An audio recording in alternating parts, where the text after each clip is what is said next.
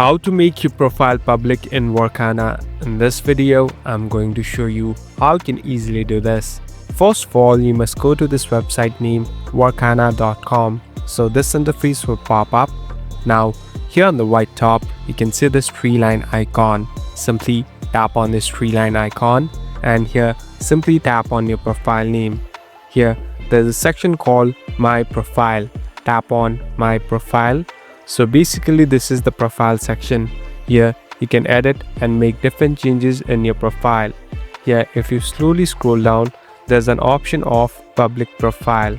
Now in order to make it public, here simply tap on it. Now it has been enabled. So after you do this, other people and freelancers can easily view your profile. Thank you for watching this video. I hope this video will help you.